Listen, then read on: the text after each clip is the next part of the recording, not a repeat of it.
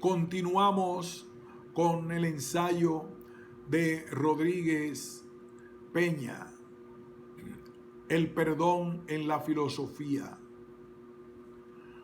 Cuando se perdona sin una razón para hacerlo, es Dios el encargado de este tipo de perdón, porque cuando alguien perdona posiblemente ha empezado un proceso de comprensión o de reconocimiento del otro, y aunque no lo justifique, el hecho de reconocer al otro es una forma de perdonar. Entonces, perdonar es una forma de comprender al otro, incluso por el solo hecho de que yo me ponga en la posición de dar razones para considerarlo un crimen de lesa humanidad.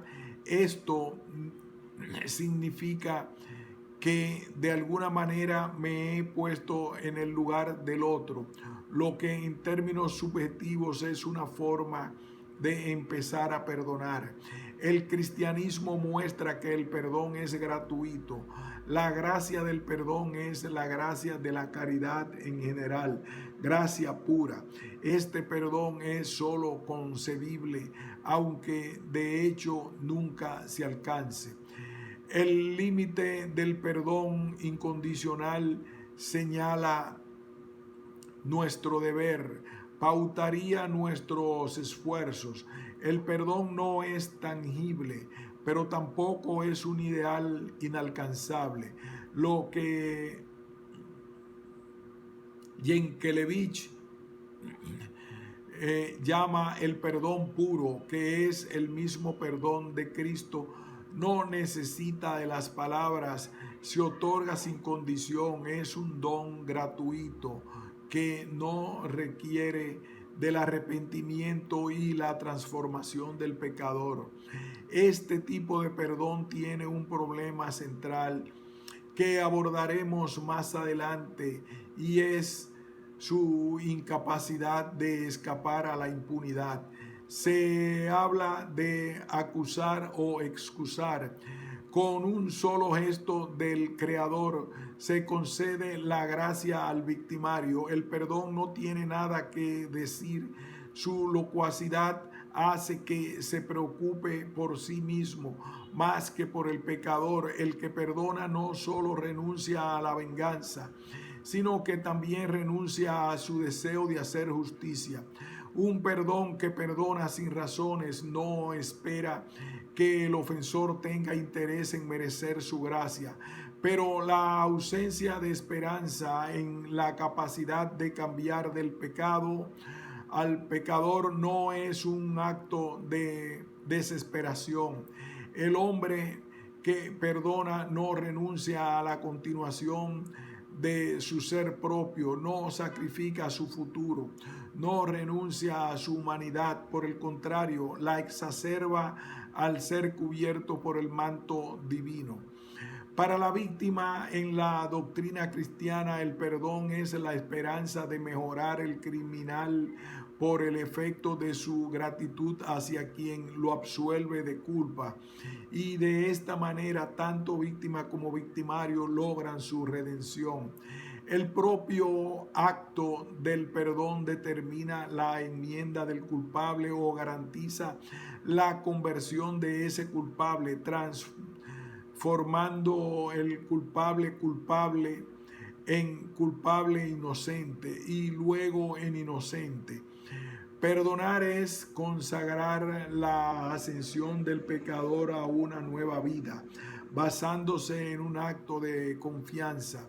Desarma al culpable a fuerza de dulzura. Si el perdón tuviera esa capacidad, tendría un carácter universal, ya que negarse a perdonar sería un crimen. Yankelevich se convertiría en un perdón exigido y dejaría de ser perdón, puesto que su incondicionalidad exigiría que no exista pena, remisión, ya que el culpable ha dejado de serlo para hacerse inocente. La mejor manera de desarmar el odio es con amor. Convertir el amor en un arma El perdón se convierte en un deber de la víctima, el deber de alarmar al prójimo, incluyendo a sus enemigos. Rechazar el perdón es rechazar cualquier semejanza, cualquier fraternidad con el pecador. El hombre que no perdona reniega su similitud con el culpable. No aprovecha la posición ventajosa que su inocencia le confiere para acercarse a Dios, ya que perdonar es un estado de gracia que permite el acercamiento al Creador. La víctima se encuentra en la obligación de rezar por sus victimarios para que ellos encuentren el perdón de Dios al ser conscientes de la maldad de sus actos. El cristiano se encuentra en la obligación de perdonar, y esto implica comprender los errores que generan sus actos contra la esperanza de poderlos mejorar y poderse perdonar a sí mismo para desterrar la maldad que se produce al negar el perdón. No se trata de exculpar al que ha errado, sino reconocer que una profunda y tenazmente crítica mirada interior justifica una sincera respuesta llena de gracia misericordiosa, que es el fin de todo aquel que reza. El cristiano se encuentra en la obligación de perdonar a su prójimo. Quien lo hace se condena. El cristiano se encuentra en la obligación de perdonar a su prójimo. Quien no lo hace se condena a sí mismo, cae en el pecado. Por eso no tienes excusa tú que juzgas a otros. No importa quién seas, al juzgar a otros te condenas a ti mismo. Romanos 2:1. Sociedades Bíblicas Unidas. No juzguen a otros y Dios no los juzgará a ustedes. No condenen a otros y Dios no los condenará a ustedes. Perdonen y Dios los perdonará. Lucas 6:37. Por otra parte, cuando un victimario cristiano pide perdón teniendo como base un sincero arrepentimiento, no lo hace al ofendido sino a Dios, ya que su ofensa se encuentra dirigida a él.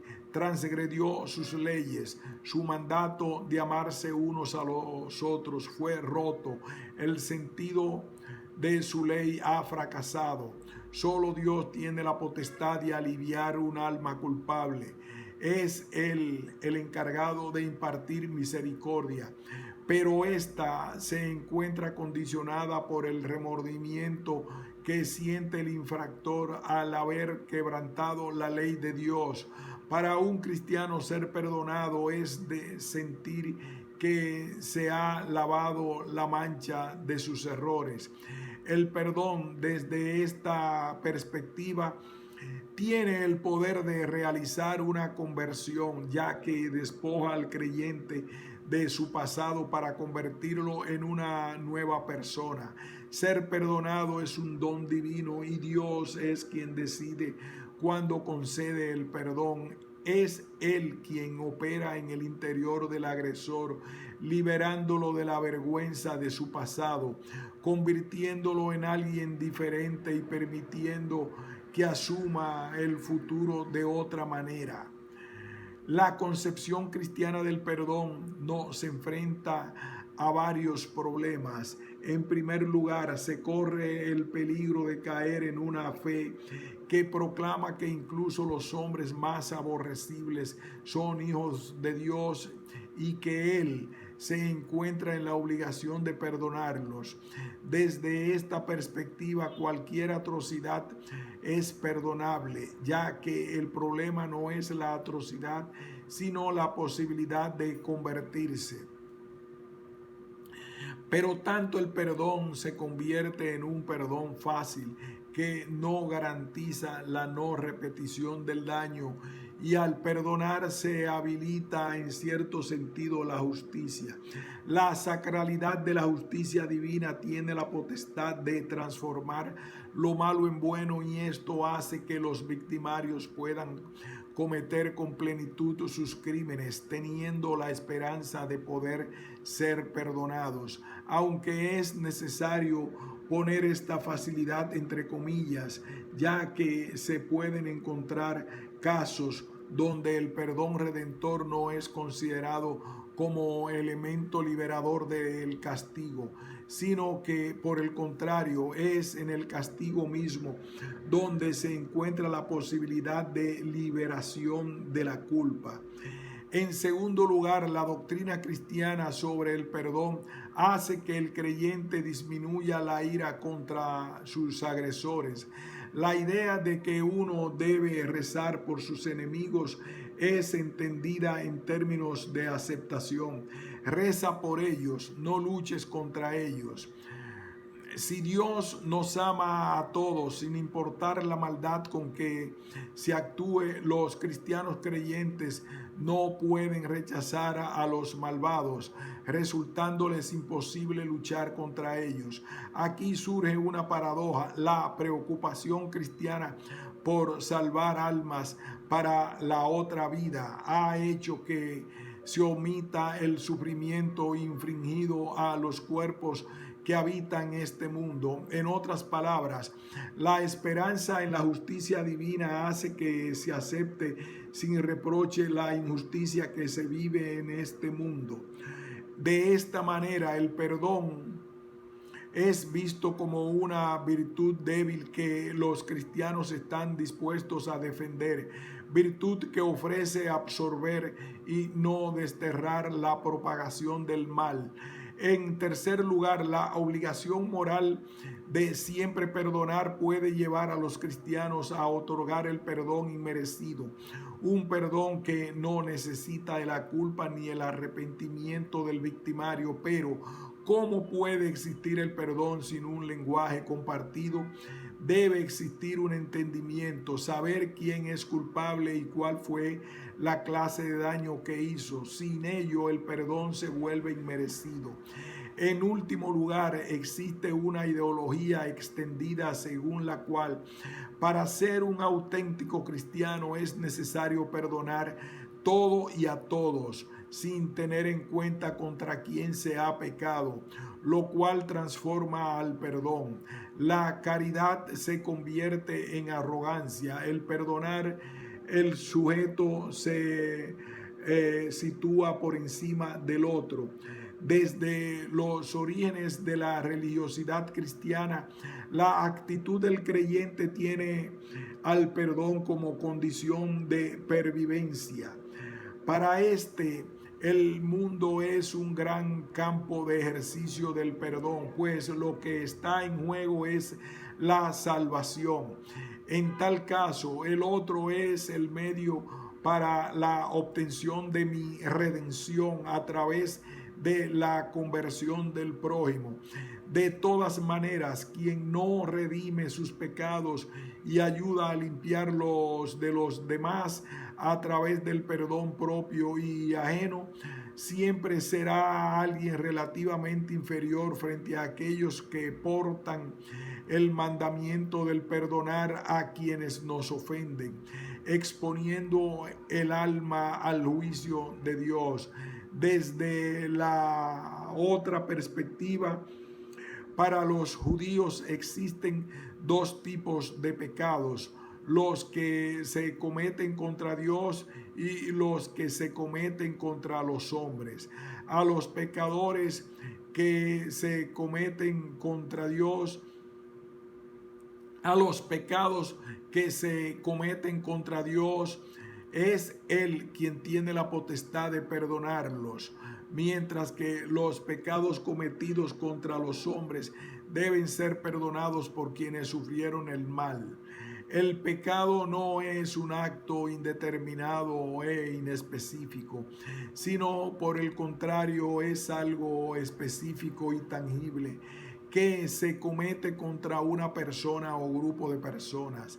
En otras palabras, Dios no puede perdonar a la persona que ha infringido daño a otro ser humano hasta que esa persona haya recibido el perdón de su víctima. Es más, el judío puede perdonar a alguien que haya pecado contra él, pero no puede perdonar al que ha pecado contra otro. Herzberg, 1998. En esta tradición, el asesinato se convierte en un crimen imperdonable, ya que quien se encuentra en la potestad para perdonar ha desaparecido. De esta forma se establece un equilibrio. El perdón es una virtud, pero el asesinato es un mal imperdonable, y la mejor manera de arrepentirse de un mal irrevocable es hacerlo antes de cometerlo y no después. En esta tradición, la absolución deja de ser vista como un elemento determinante y esencial en la vida, mientras que lo es, en cambio, la justicia y el correcto obrar. Para la tradición judía, el no perdonar no es visto como un ensañamiento y una crueldad, sino como una manera de honrar y aliviar la angustia de la víctima, quien tiene la posibilidad de perdonar solo los pecados que se han cometido contra ella y no puede extralimitar su virtud. El perdonar, tanto para los judíos como para las otras creencias religiosas referidas, se convierte en una manera de despojar el resentimiento. Es una acción que se produce en el interior de la víctima, es despojarse de la sensación de dolor, renunciar a su condición victimizante. De esta manera, el odio se transforma en rechazo y se siguen las enseñanzas de Dios, que castiga y perdona, pero no odia. Por otra parte, para que el victimario pueda ser perdonado es necesario que se arrepienta del mal que cometió. Para ello debe confrontar a las víctimas que padecieron sus malas acciones, teniendo el valor de reconocer que infringió un mal, sentir vergüenza y arrepentimiento por los actos que cometió y tener la decisión de no volver a actuar de la misma manera. El punto culmen del proceso se da cuando el victimario se encuentra en la misma situación que cuando cometió su falta y, sin embargo, decide no volver a repetir sus malas acciones. En este perdón, que tanto en una tradición como en otra busca la manera de acercar a el hombre a Dios a través de una transformación, se le llama perdón redentor. La reconciliación y el arrepentimiento son dos elementos que se mezclan continuamente con el perdón redentor, tanto en la tradición cristiana como en la tradición judía. Para los cristianos, la reconciliación es la manifestación pública del perdón, y esta supone varias etapas. En primer lugar, exige que el victimario se arrepienta de la acción que cometió. En segundo lugar, que haga contrición de esas acciones, es decir, que sienta un intenso dolor y una detestación del mal que cometió. En tercer lugar, que asuma la responsabilidad de sus actos.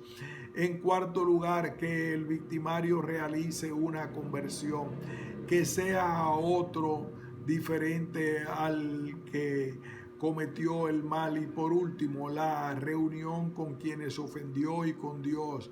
Para los judíos, la reconciliación con Dios y los que nos rodean solo es posible a partir del arrepentimiento, que es entendido como un proceso más que como un acto que se origina dentro del victimario, permitiéndole distinguir entre el bien y el mal, y a partir de este reconocimiento se pueda retornar a estar junto a Dios y los demás seres humanos. Por ello, el victimario debe acudir en primer lugar a la parte agraviada. Para esta tradición, la mejor manera de que la víctima se reponga y el victimario tenga un cambio profundo es por medio de la interacción humana. Después de ello se podrá estar en paz con Dios. Es importante resaltar que para la tradición judía la palabra arrepentimiento deriva de la palabra regreso. Por tanto, Dios, más que aceptar el arrepentido, desea que éste regrese. Al regresar ha logrado una transformación al establecer la diferencia interior entre el bien y el mal. La persona recta es aquella que actúa por las razones correctas, y esto implica que ella reconoce a profundidad los alcances del mal y por tanto sus criterios para establecer la distinción entre lo bueno y lo malo son mucho más fuertes. Si el perdón se encuentra basado en una sacralidad de lo humano, en una interpretación abrahámica, la transgresión se convierte en un crimen contra lo más sagrado entre lo vivo, contra lo divino del hombre, y el perdón es una práctica que permite recobrar esa sacralidad. Desde esta perspectiva, el perdón se convierte en un proceso de evangelización que no necesita de una institución religiosa. Hay que perdonar a la persona que haya cometido atrocidades contra sí mismo o contra la humanidad.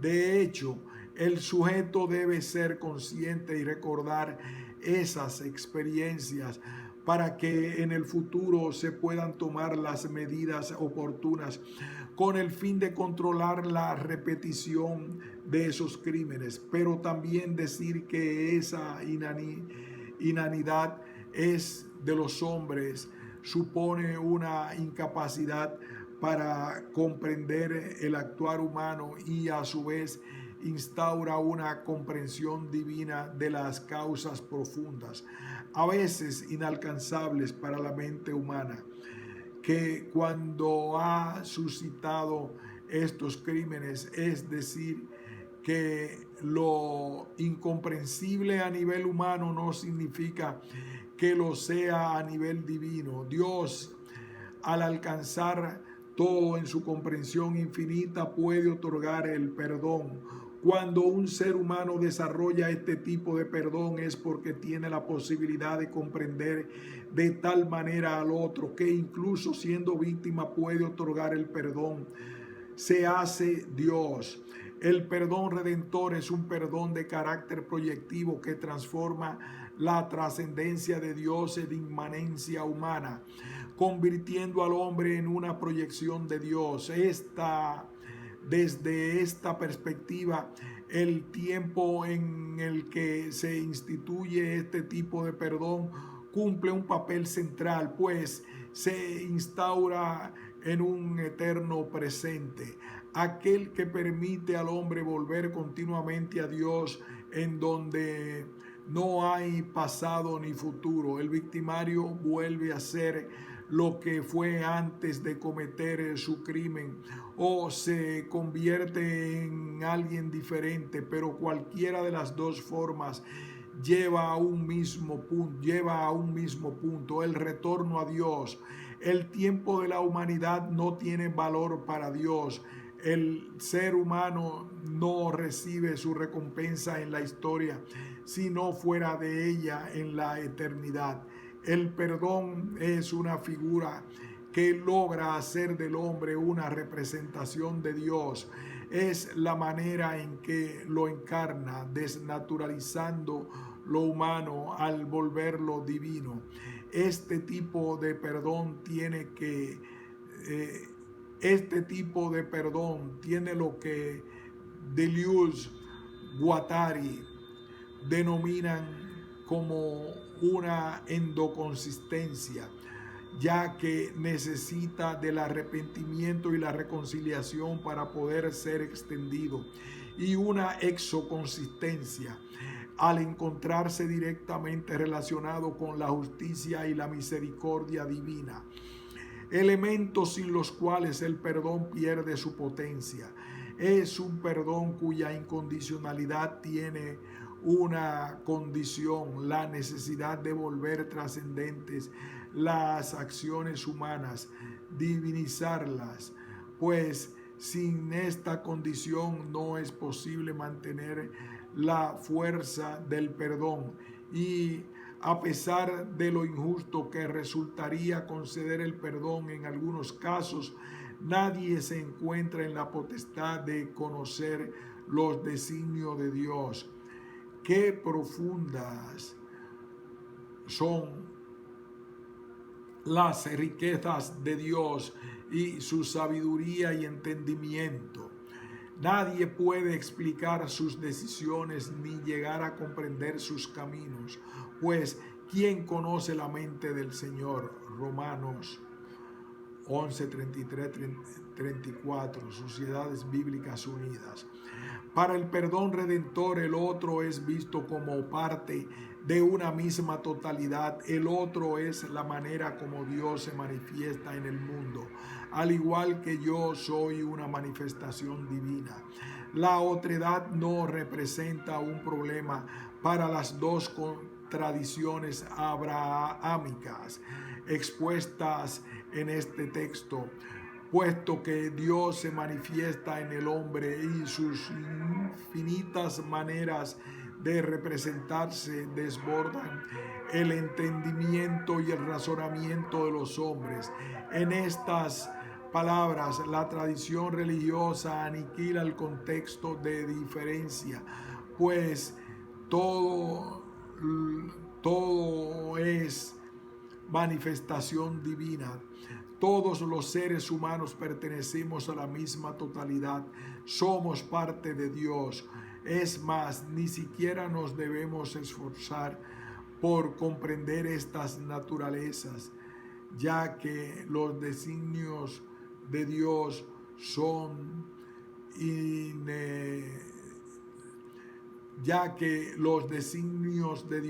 inescrutables, incomprensibles. El peligro de aniquilación surge en el momento en que alguien niega su naturaleza divina.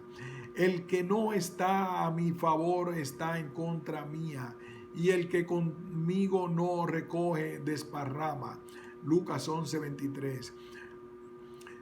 Dios autoriza al hombre a aniquilar a todos aquellos que nieguen su naturaleza. ¿Tienes más familiares aquí? Toma a tus hijos, hijas y yernos y todo lo que tengas en esta ciudad, sácalos y llévatelos lejos de aquí, porque vamos a destruir este lugar. Ya son muchas las quejas que el Señor ha tenido contra la gente de esta ciudad, y por eso nos ha enviado a destruirla. Génesis 19, 12, 13. Toda naturaleza humana que se oponga a la naturaleza de Dios debe ser aniquilada, exterminada. El Señor hizo llover fuego y azufre sobre Sodoma y Gomorra. Las destruyó junto con todos los que vivían en ella, y acabó con todo lo que crecía en aquel valle. Génesis 19, 23 a 25. En consecuencia, si lo otro corresponde a ser parte de la naturaleza de Dios, es respetado, y si no, es aniquilado. El problema es que el ser humano solo reconoce la naturaleza divina que él mismo engendra. Por tanto, se encuentra limitado únicamente a respetar la semejanza, exterminando cualquier posibilidad de diferencia. Ahora bien, en el siguiente punto se mira otro tipo de perdón, el incondicionado, aquel que emana de la filosofía, del cual se hará un análisis de sus características, alcances y posibilidades.